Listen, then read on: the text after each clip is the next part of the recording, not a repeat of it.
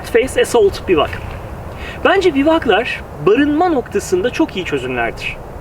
Eğer çok uzun mesafeler yürüyorsanız ve bundan dolayı da ağır bir sırt çantası istemiyorsanız çadır belki ikinci planda kalabilir söz konusu bir bivaksa.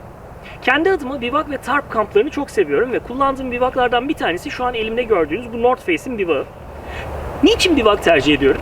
Bir kere bivak tercih etmemin en önemli sebeplerinden bir tanesi hafifliği.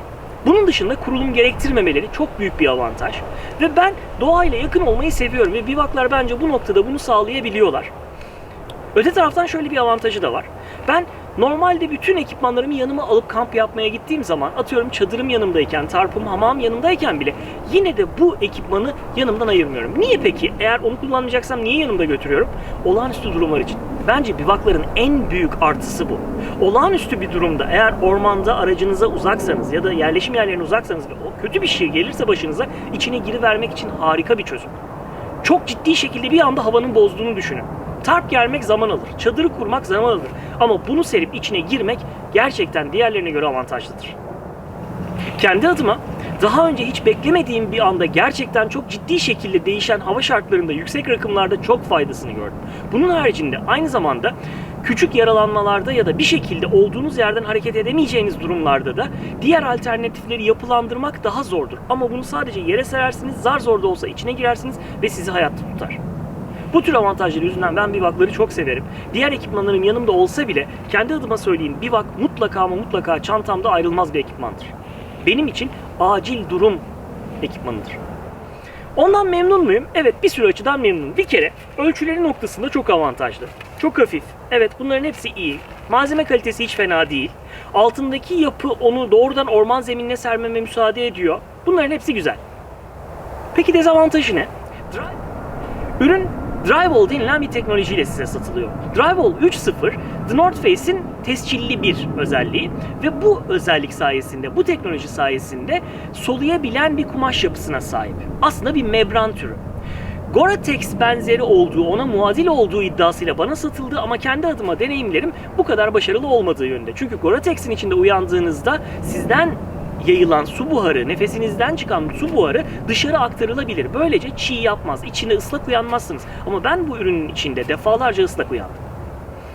Peki başka bir kötü özelliği var mı?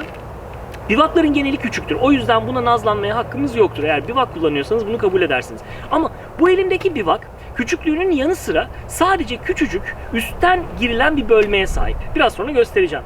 Öyle olduğu zaman da içine girmek ve çıkmak eziyet haline gelebiliyor. Özellikle de uyku tulumuyla uyuyacağınız zamanlarda, yani kış aylarında bu sefer iki ayrı sorun yaşıyorsunuz. Bir, uyku tulumundan çıkmak, iki, bivaktan çıkmak. Bu da tepki sürenizi uzatıyor. Benim gibi solo kamp yapıyorsanız böyle lüksleriniz yoktur. Ben bunu giderebilmek için kendime göre bir uyku tulumu aradım, buldum. Onun linkini koyarım aşağıya.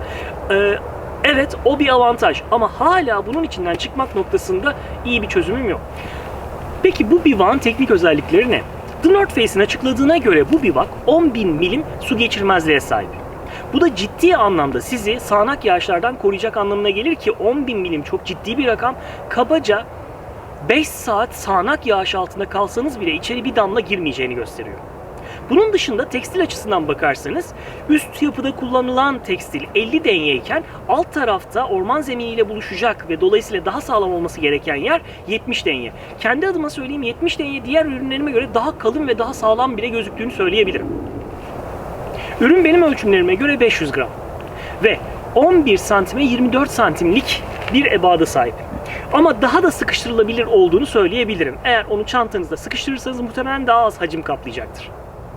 Ürün 264 santime 58,5 santim. Yani açıldığı zaman sizinle birlikte büyük bir çantayı rahatlıkla içinde barındırabiliyor.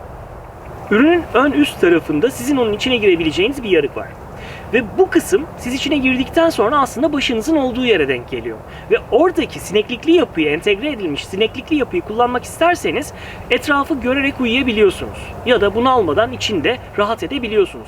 Ama yoğun bir yağış altındaysanız ve bir tarpınız yoksa, sadece onunla korunuyorsanız orayı tamamen kapatabiliyor ve içinde çok rahatlıkla yağmurdan korunuyorsunuz. Soğuk günlerde uyku tulumunuzun derecesi her neyse ona yaklaşık 2-3 derece eklediğini söyleyebilirim. Çünkü üstündeki yapı bir şekilde gerçekten koruyucu. Şimdi bivağı açıp seriyorum. Ben kendi adıma bivakları genellikle bu tür bir tarpın altında kullanırım. Çünkü böylece doğrudan üstüme kar yağmasını engellemiş olabiliyorum. Ya da yağmur noktasında daha avantajlı oluyor. Çünkü ben tamamen kapatarak bivağın içinde kendi adıma rahat edemiyorum. O bahsettiğim sineklikli yapıyı kullanarak dışarıyı görmek nispeten benim için daha iyi. En azından soluyabilmek daha kolay oluyor. Bunu almıyorum. O yüzden üstüme tarp gerip sonra içinde o sineklik kısmını açıyorum. Hadi başlayalım.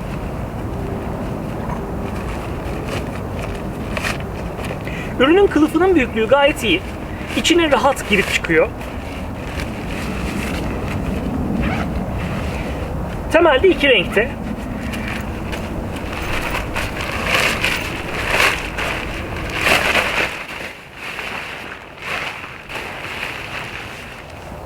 Gördüğünüz gibi arkamdaki tarp 2.80 boyutlarında ve 2.64 olduğu çok belli.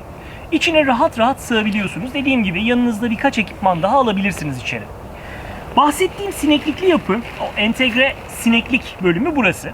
İsterseniz buradan sadece onu kapayabilirsiniz.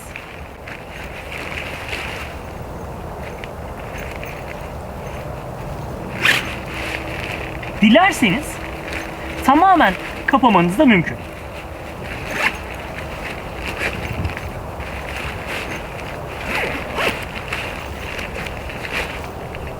Şimdi içine giriyorum.